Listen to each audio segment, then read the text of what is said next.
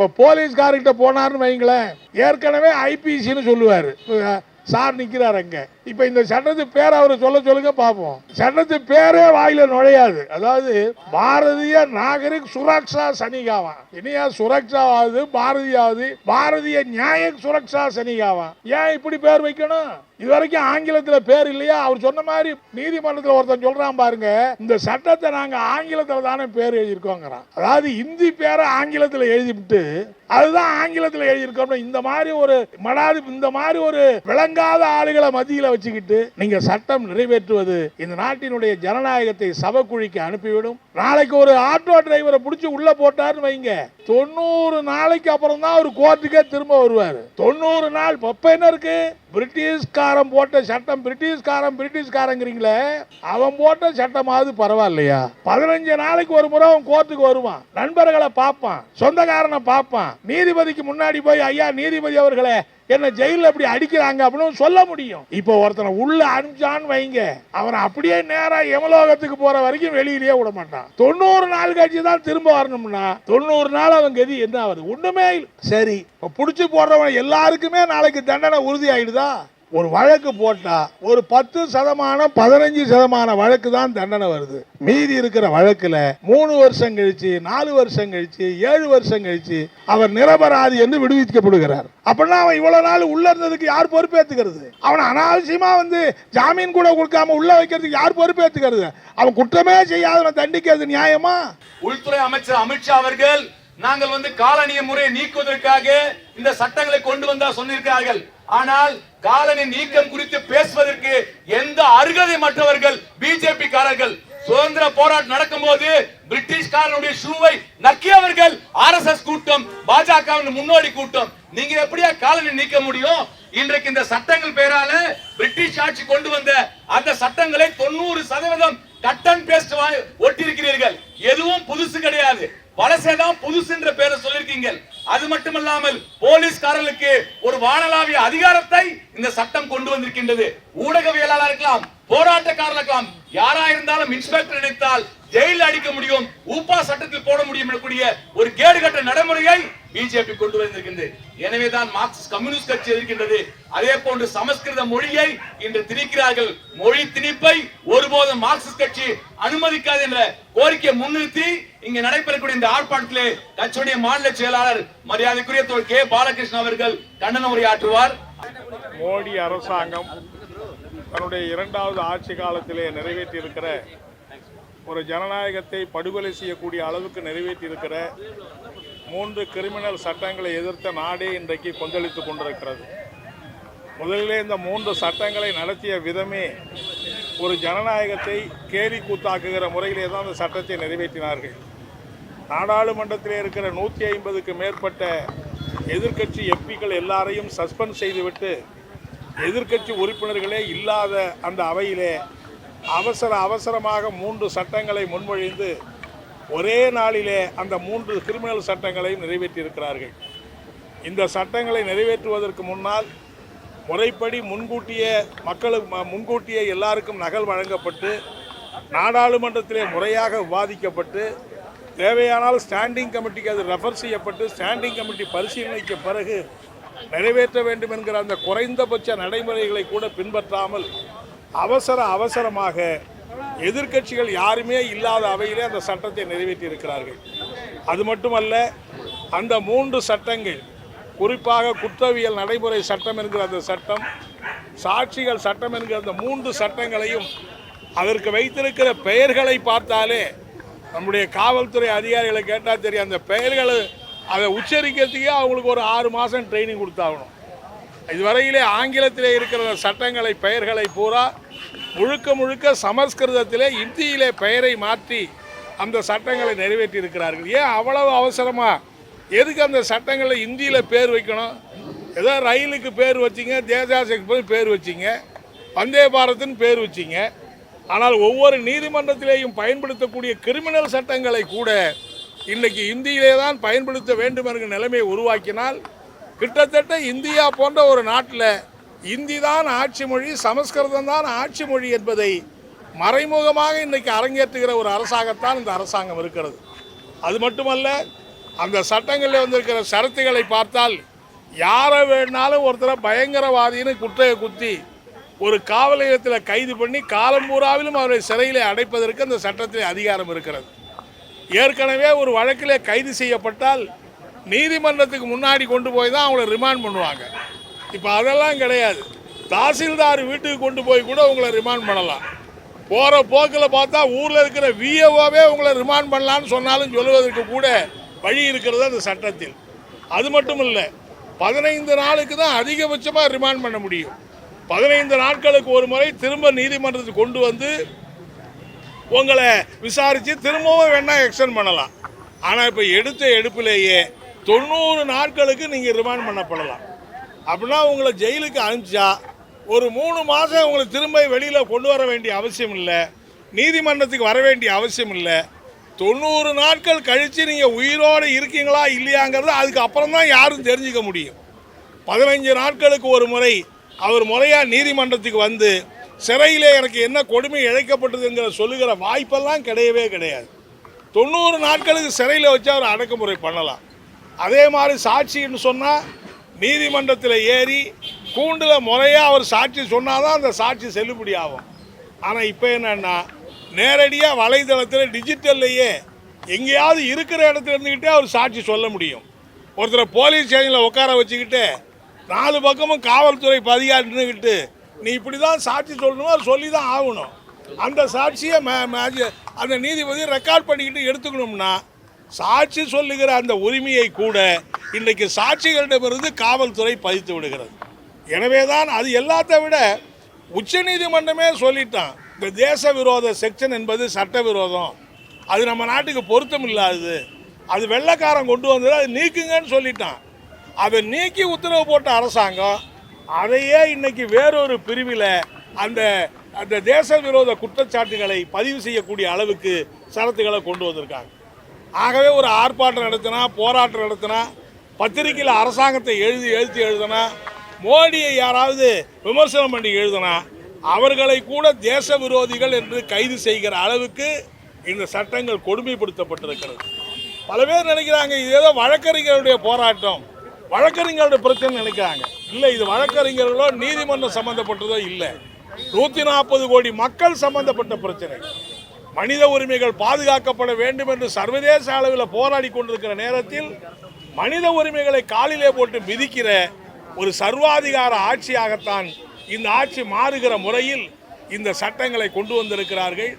ஒரு காலத்தில் அவசர நிலை பிரகடனத்தை பற்றி இப்பெல்லாம் பேசுகிறாங்க. இனிமேல் இந்த சட்டங்கள் நிறைவேற்றப்பட்டுச்சுன்னா அவசர நிலைன்னு ஒன்று பிரகடனப்படுத்த வேண்டிய அவசியமே கிடையாது. அன்றாட அவசர நிலை தான், அன்றாட அரைப்பாசிச சர்வாதிகார ஆட்சி தான் நிறைவேறும். எனவே தான் இதை எதிர்த்து நாடு முழுவதும் வழக்கறிஞர்கள் போராடி கொண்டிருக்கிறார்கள். சென்னை உயர்நீதிமன்ற வழக்கறிஞர்கள் போராடி கொண்டிருக்கிறார்கள். தமிழ்நாடு முழுவதும் இருக்கிற வழக்கறிஞர்கள் போராடி கொண்டிருக்கிறார்கள். மார்க்சிஸ்ட் திராவிட முன்னேற்ற கழகம் அதை போராடி கொண்டிருக்கிறது. நம்முடைய மாண்புமிகு முதலமைச்சர் இந்த சட்டங்களை நிறுத்தி வையுங்கள் என்று கடிதம் எழுதியிருக்கிறார். மார்க்சிஸ்ட் கம்யூனிஸ்டுடைய மத்திய குழு மிக விரிவான தீர்மானத்தை நிறைவேற்றியிருக்கிறது. எல்லா எதிர்க்கட்சிகளும் கோருகிற இந்த தீர்மானம் நாடாளுமன்றத்தில் நம்முடைய எதிர்க்கட்சி உறுப்பினர், இந்தியா கூட்டணி உறுப்பினர் கொள்ளழிப்பு இருக்கிறார்கள்.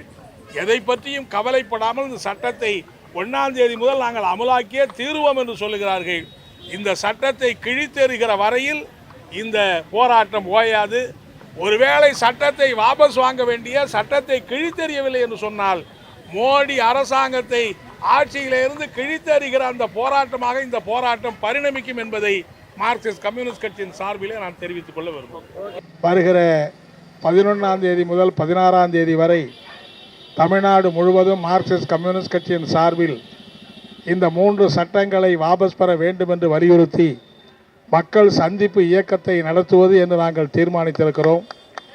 அதன் மூலம் தமிழக மக்கள் மத்தியிலே இந்த சட்டங்கள் எவ்வளவு கொடுமையானது என்பதை எடுத்து சொல்லி போராடுகிற வழக்கறிஞர்களுக்கு பக்கபலமாக மக்களை திரட்டுகிற அந்த மகத்தான பணியிலே மார்க்சிஸ்ட் கம்யூனிஸ்ட் கட்சி ஈடுபட இருக்கிறது என்பதை நான் இந்த நேரத்திலே பணிவோடு தெரிவித்துக் கொள்ள விரும்புகிறேன். சமீபத்தில் நடந்த மத்திய குழு, மார்க்சிஸ்ட் கம்யூனிஸ்டுடைய மத்திய குழு இந்த சட்டங்கள் எவ்வளவு மோசமானது என்பதை விளக்கி ஒரு விரிவான தீர்மானத்தை நிறைவேற்றி இந்திய நாட்டு மக்களுக்கு சொல்லியிருக்கிறது.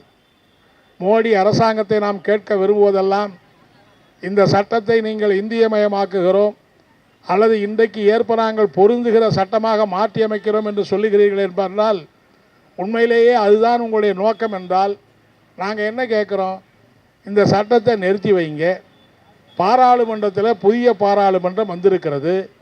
எல்லா பாராளுமன்ற உறுப்பினர்களும் இருக்கக்கூடிய இந்த அவையில் ஒரு முழுமையான விவாதத்தை நடத்தி எதிர்க்கட்சியுடைய கருத்துக்களை எல்லாம் கேட்டு ஒரு ஜனநாயகபூர்வமாக அந்த சட்டத்தை நிறைவேற்றுவதிலே உங்களுக்கு என்ன ஆட்சேபனை இருக்கிறது? ஏன் நீங்கள் மறுக்கிறீர்கள்? இங்கே வழக்கறிஞர் சிவகுமார் அவர்கள் சொன்னதைப் போல ஒரு சட்டம் இப்படி தான் நிறைவேற்ற வேண்டுமா? இந்திய நாட்டு இந்த குற்றவியல் சட்டம் என்கிற இந்த 3 சட்டங்கள் இந்தியாவில் இருக்கிற எல்லாரையும் கட்டுப்படுத்தக்கூடிய ஒரு சட்டம். யார் ஒருவர் மீது ஒரு வழக்கு பதிவு செய்யப்பட்டால் அவர் இந்த குற்றவியல் நடைமுறை சட்டத்துக்குள்ளே கொண்டு வரப்படுகிறார். அவருக்கு இந்த சட்டம் எப்படிப்பட்ட உரிமைகளை வழங்குகிறது, எப்படிப்பட்ட தண்டனை வழங்குகிறது என்பது 140 கோடி மக்கள் சம்பந்தப்பட்ட விஷயம். அப்படிப்பட்ட இந்த சட்டத்தை நீங்கள் மாற்றுகிற போது, திருத்துகிற போது, ஏன் நாடாளுமன்றத்தில் இருக்கிற எதிர்க்கட்சி உறுப்பினர்லாம் வெளியே அனுப்பிச்சுட்டு அவங்கள சஸ்பெண்ட் பண்ணி அனுப்பிச்சிட்டு இருட்டில் ராத்திரியில் இருட்டில் சட்டம் நிறைவேற்றுற மாதிரி ஏங்க நீங்கள் நிறைவேற்றணும்? ஏன் அவங்களெல்லாம் இருக்கிற போதே நீங்கள் வச்சுருக்கலாமே? இந்த 10 ஆண்டு கால ஆட்சி இருந்தது. 10 ஆண்டு காலத்தில் நீங்கள் எல்லாரும் இருக்கிற போது கொண்டு வந்திருக்கலாம்ல. நேரம் பார்த்து எதிர்க்கட்சி உறுப்பினர்லாம் வெளியே அனுப்பிச்சுட்டு அவங்க நாடாளுமன்றத்துக்குள்ளேயே வர முடியாத நேரத்தில் ஒரு அவசரமாக 3 சட்டத்தை காலையில் முன்மொழிஞ்சு அடுத்த ஒரு 2 மணி நேரத்தில் நிறைவேற்றி விட்டோம் என்று சொல்வது என்ன நியாயம்? அதில் ஏதாவது மாற்று கருத்து சொல்வதற்கு வழி இருக்கிறதா? உண்மையிலேயே சொல்லணும்னு சொன்னால் உங்கள் கட்சி எம்பிக்களாவது அதை பற்றி முழுதாக விவாதித்தார்களா? வழக்கமாக இந்த மாதிரி சட்டங்களை நிறைவேற்றுகிற போது ஒரு நாடு தழுவிய விவாதம் அதற்கு தேவை இருக்க வேண்டாமா? உச்சநீதிமன்றத்தினுடைய அந்த நீதிமன்ற வழக்கறிஞர்களை கூப்பிட்டு நீங்கள் பேச வேண்டாமா? மாநிலங்களில் இருக்கிற உயர்நீதிமன்ற வழக்கறிஞர்களுடைய கருத்துக்களை கேட்க வேண்டாமா? எதுக்குங்க இவ்வளவு அவசரமா? ஏதோ ரொம்ப நாடே பத்திக்கிட்டு எரிகிற மாதிரி, ஒரு ஃபயர்வே சர்வீஸ் தீ அணைக்கிற மாதிரி ஒரு சட்டத்தை நிறைவேற்றலாமா?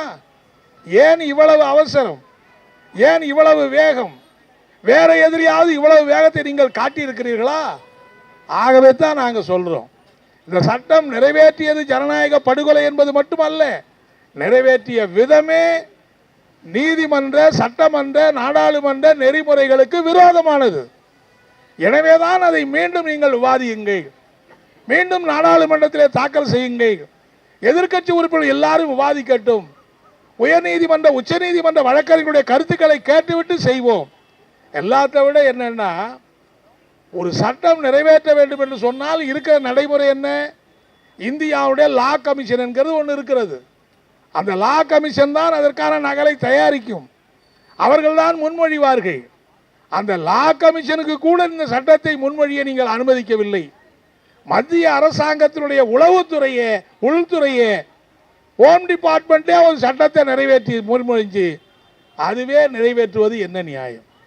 உங்களுக்கு ஜனநாயகத்தின் மீது நம்பிக்கை இருக்குமானால், 140 கோடி மக்கள் மீது உங்களுக்கு நம்பிக்கை இருக்குமானால் இந்த சட்டத்தை நிறுத்தி வையுங்கள், நாடாளுமன்றத்தில் மீண்டும் முன்மொழியுங்கள். முறைப்படி அது எங்களுக்கு ஆதரவா இல்லை. ஒரு சட்டம் நிறைவேற்ற வேண்டுமானால் என்ன ஜனநாயக நடைமுறை இருக்கிறதோ அதையெல்லாம் பின்பற்றி இந்த சட்டத்தை நிறைவேற்றுங்கள். இல்லை என்றால் நீங்கள் அவசரமாக சட்டத்தை நிறைவேற்றிட்டு ஜூலை மாதம் 1ஆம் தேதி அமலுக்கு வருதுன்னு திடீர்னு சொல்லிட்டு இப்போ போலீஸ்கார்கிட்ட போனார்னு வைங்களேன், ஏற்கனவே ஐபிசின்னு சொல்லுவார். சார் நிற்கிறார் அங்கே. இப்போ இந்த சட்டத்து பேர் அவர் சொல்லுங்க பார்ப்போம். சட்டத்து பேரே வாயில் நுழையாது. அதாவது பாரதிய நாகரிக் சுரக்ஷா சனிகாவா, இனியா சுரக்ஷாவாவது பாரதியாவது பாரதிய நியாயக் சுரக்ஷா சனிகாவா. ஏன் இப்படி பேர் வைக்கணும்? இது வரைக்கும் ஆங்கிலத்தில் பேர் இல்லையா? அவர் சொன்ன மாதிரி நீதிமன்றத்தில் ஒருத்தன் சொல்கிறான் பாருங்க, இந்த சட்டத்தை நாங்கள் ஆங்கிலத்தில் தானே பேர் எழுதியிருக்கோங்கிறான். அதாவது இந்தி பேரை ஆங்கிலத்தில் எழுதிவிட்டு அதுதான் ஆங்கிலத்தில் எழுதியிருக்கோம். இந்த மாதிரி ஒரு இந்த மாதிரி ஒரு விளங்காத ஆளுகளை மத்தியில் வச்சுக்கிட்டு நீங்கள் சட்டம் நிறைவேற்றுவது இந்த நாட்டினுடைய ஜனநாயகத்தை சவக்குழிக்கு அனுப்பிவிடும்.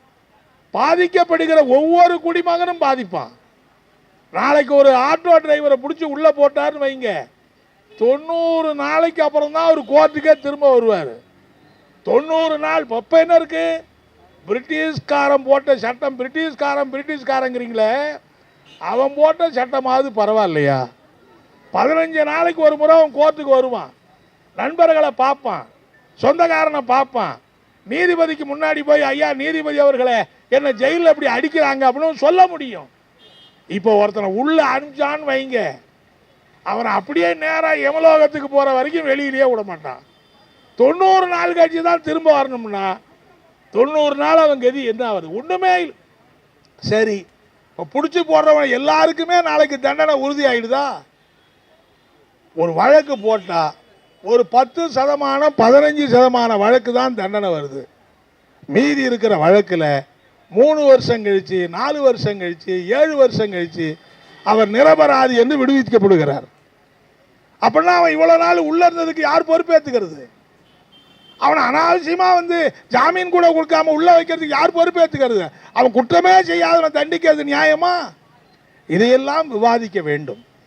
விவாதித்து எல்லாருக்கும் பொருத்தமான ஒரு சட்டத்தை நிறைவேற்ற வேண்டும் என்றுதான் நாங்கள் கோருகிறோமே தவிர, ஏதோ மோடி அரசாங்கத்தை எதுக்கணுங்கிறதுக்காக நாங்கள் அதை எதுக்கலை. இந்த சட்டம் நிறைவேற்றப்பட்டால் நாளைக்கு நீதிமன்றத்துக்கு, காவல் நிலையத்துக்கு ஒரு வழக்கிலே பாதிக்கப்படுகிற ஒவ்வொரு குடிமகனும், எல்லாத்த விட என்னன்னா ஒவ்வொரு குடிமகனும்னா, இந்த வழக்கில் என்ன அம்பானியை அதானியமாக கைது பண்ண போகிறான்? இந்த வழக்கில் பெரிய பெரிய பணக்கார வசதி கிடைத்த கோடீஸ்வரனை கைது பண்ண போகிறான்? சாதாரண அப்பாவி ஏழை எளிய மக்கள் தான் இப்படிப்பட்ட சட்டங்களாலே பாதிக்கப்படுவார்கள். அந்த மக்களுடைய அடிப்படை உரிமைகளை தட்டி பறிப்பதை நாம் அனுமதித்து விடக்கூடாது. அதாவது அடிப்படை உரிமைகளை வழங்க வேண்டும் என்பதுதான் நீதிமன்றத்தினுடைய அடிப்படையான கோட்பாடு. ஒரு குற்றவாளி தப்பித்தாலும் தப்பித்து விடலாம், ஒரு நிரபராதி தண்டித்து விடக்கூடாது என்பதுதான் நாம் கடைபிடிக்கக்கூடிய கோட்பாடு. ஆனால் இந்த சட்டங்கள் குற்றவாளிகளை தண்டிக்கிறீர்களோ இல்லையோ, நிச்சயமாக நிரபராதிகளை தண்டிக்கக்கூடிய அப்படிப்பட்ட சட்டமாகத்தான் இந்த சட்டம் இருக்கிற காரணத்தினால் இதை நாம் வன்மையாக கண்டிக்கிறோம். நாளைக்கு கூட தமிழ்நாட்டிலே உயர்நீதிமன்ற வழக்கறிஞர்கள் போராடுகிறார்கள். தமிழ்நாடு முழுவதும் இருக்கிற வழக்கறிஞர்கள் போராடுகிறார்கள். மார்க்சிஸ்ட் கம்யூனிஸ்ட் கட்சியின் சார்பிலே போராடக்கூடிய அந்த வழக்கறிஞர்களுக்கெல்லாம் எங்களுடைய நெஞ்சார்ந்த பாராட்டுக்களை, வாழ்த்துக்களை நான் தெரிவித்துக் கொள்ள விரும்புகிறேன். ஏனென்றால் இது சாதாரண மக்களுக்கு வந்திருக்கிற இந்த தாக்குதலை நீங்கள் உங்களுடைய தோளிலே ஏற்று அவர்களுக்காக மோடி அரசாங்கத்தை எதிர்த்து போராடுவதற்கு உண்மையிலேயே உங்களுக்கு நெஞ்சார்ந்த பாராட்டுகள். வருகிற 10ஆம் தேதி முதல் நாங்கள் தனியாக இயக்கம் நடத்துகிறோம். நிச்சயமாக தமிழ்நாட்டிலே இருக்கிற இந்தியா கூட்டணி கட்சிகளை இணைத்து ஒரு மகத்தான போராட்டத்தை வரக்கூடிய காலத்திலே உருவெடுப்பதற்கு நாங்கள் முயற்சிப்போம் என்பதை இந்த நேரத்திலே தெரிவித்து, ஆர்ப்பாட்டத்திலே கலந்து கொண்டிருக்கிற அத்துணை தோழர்களுக்கும் வாழ்த்துக்களையும் பாராட்டுகளையும் தெரிவித்து நிறைவு செய்கிறேன். நன்றி, வணக்கம்.